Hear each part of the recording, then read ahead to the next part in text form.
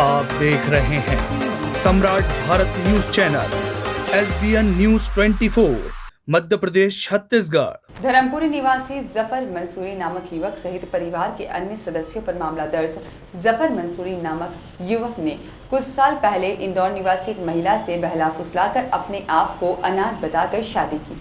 सोने चांदी के आभूषण सहित बाइक और लाखों रुपए ऐंठने के बाद लगातार 2 बार भ्रूण हत्या करवाकर महिला को छोड़ दिया। पीड़िता ने पड़ताल करने के बाद उसे पता चला कि आरोपी अपने परिवार के साथ धर्मपुरी में निवास कर रहा है और अन्य जगह सगाई कर शादी की तैयारी में लगा हुआ है और आरोपी आपराधिक प्रवृत्ति का होकर के इसी तरह कई लड़कियों को अपनी हवस और लालच का शिकार बना चुका है। लड़की ने आरोपी के धर्मपुरी स्थित निवास स्थल पर जाकर हंगामा करने के बाद आरोपी अपने मां बाप सहित परिवार के अन्य सदस्यों के साथ मिलकर महिला को जान से मारने का प्रयास किया गया और घायल अवस्था में घर के बाहर रोड पर फेंक दिया। स्थानीय लोगों की मदद से महिला को उपचार के लिए सामुदायिक स्वास्थ्य केंद्र पहुंचाया गया। महिला ने बताया है कि आरोपी ने आधी रात को महिला के निवास स्थल इंदौर जाकर भी जान से मारने का प्रयास किया था और महिला इंदौर के खजराना और धर्मपुरी थाने के अनेकों चक्कर लगाने के बाद भी उसकी सुनवाई नहीं हो रही है, जिसकी वजह से आखिर में पीड़िता ने सोशल मीडिया पर इंसाफ न मिलने पर आत्महत्या की बात कही, जिसके बाद में धर्मपुरी पुलिस ने मामूली धाराओं में प्रकरण दर्ज कर इजाफा कर दिया और इंसाफ का आश्वासन भी दिया गया। पीड़िता अब भी शासन प्रशासन से इंसाफ की गुहार लगा रही है। मैं धर्मपुरी थाने में इसलिए आई हूँ कि जफर नाम का लड़का है जो कि धर्मपुरी में रहता है। उसने 3 साल पहले मुझे झांसा देकर मुझसे झूठ बोलकर और अपने आप को अनाथ बताकर मुझसे इंदौर में शादी की, ये बोलकर कि मैं इंदौर में ही रहता हूँ। वहीं पर ही मेरे साथ में रहने लगे। शादी के बाद में मतलब ज़ोर ज़बरदस्ती करके बहुत शादी की और वहीं पर ही रहने लगे। उसके बाद में अच्छा चल रहा था, 2-2.5 साल 3 साल अच्छे चले। मुझसे पैसे ले लिए उन्होंने, अभी तक के 2 से 2.5 लाख रुपये मैं उनको दे चुकी हूँ नगद, चुटपुट करके, कभी 2000 कभी 3000 करके ऐसे मैं पैसे उनको दे चुकी हूँ। उसके बाद में फिर मेरे को जो राशि मिली थी 2 लाख रुपए कलेक्टर की तरफ से, तो वो राशि भी वो लेकर ये चले गए कि मेरे को दुकान खोलना है, ये उन्होंने ले ली मुझसे।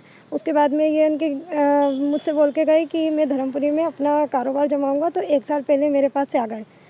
जब मैं यहाँ पर मैंने इनको कॉल किया, कॉल करने के बाद में इनको पता किया कि आप कहाँ पे हो, इन्होंने मुझसे कॉन्टैक्ट वगैरह भी बंद कर दिया और मेरा नंबर हर जगह से ब्लॉक कर दिया।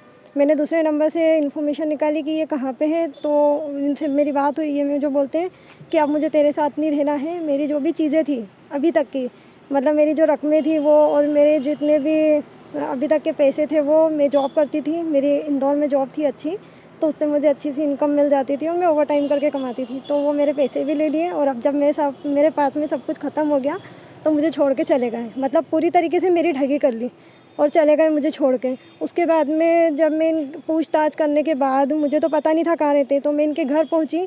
इनके घर पहुंचती हूँ मैं तो क्या देखती हूँ कि इनकी जो है शादी की तैयारियां हो रही हैं और इन्होंने दूसरी जगह पर इंगेजमेंट कर ली है पहले से। तो मुझे ये चीज़ पता चली तो मैंने ना हंगामे किए वहाँ पर। ये चीज़ के लिए मैंने आवाज़ उठाई कि तुम ऐसा कैसे कर सकते हो मेरे रहते हुए, मैं अभी ज़िंदा हूँ, तुम ऐसा कैसे कर सकते हो। तो उनके घर वालों ने बोला कि अगर तू दहेज लेकर आती है और तो ठीक है, अदरवाइज़ तू यहाँ से चले जा, नहीं तो कि हम तुझे जान से मार देंगे।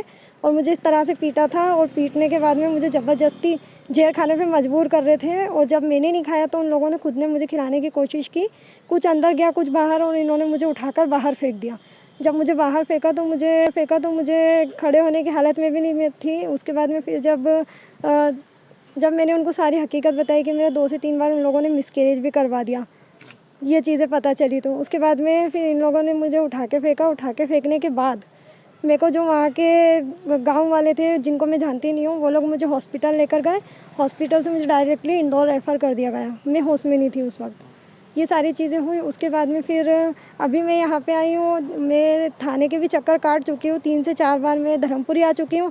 उससे पहले मैंने हज़ारों बार मैं चले गई हूँ खजराने थाने, वहाँ पे भी कोई सुनवाई नहीं हुई मेरी। महिला थाने मुझे भेज देते हैं, महिला थाने से बोलते खजराने थाने जाओ, खजराने थाने से बोलते SP ऑफिस जाओ, ऐसे करके मुझे टाले जा रहे हैं। अभी तक के मेरी कोई भी सुनवाई नहीं हुई है। आज मैं धर्मपुरी आई हूँ। धर्मपुरी थाने में मुझे श्योरिटी दी है कि यहाँ से इंसाफ मिलेगा, लेकिन मुझे नहीं लगता कि इंसाफ मुझे मिलेगा, क्योंकि उन्होंने जो धाराएं लगाई है वो मुझे नहीं लगता है कि उससे कुछ होगा, क्योंकि इतना बड़ा फ्रॉड करके चले गया बंदा मेरे साथ और उसके बावजूद भी मेरी अभी तक के कोई सुनवाई नहीं हुई। तो अब मैं ये अपील करती हूँ सरकार से, प्रशासन से कि मुझे जल्दी से जल्दी इंसाफ मिले। जैसा कि आपने पुलिस को बताया कि जो व्यक्ति है जिससे आपका निकाह हुआ था, उसने पहले भी उसके इस तरीके के काम हुए हैं। हाँ, मुझे जैसा कि पता चला, मैं जहाँ वहाँ के लोगों के कांटेक्ट में आई तो लोगों ने मुझे डरते-डरते ये सब बताया है। धीरे-धीरे मैं जानने लगी हूँ कि उनके वो आदतन यही चीज़ें सब करते हैं। मतलब पहले भी कई लड़कियों की ज़िंदगी ख़राब कर चुके हैं इसी तरीके से, और कई लड़कियों के मतलब ऐसी थोड़ी-सी ख़राब फ़ोटो लेकर और उनको ब्लैकमेल करके और पैसे उन लोगों से ऐंठ चुके हैं।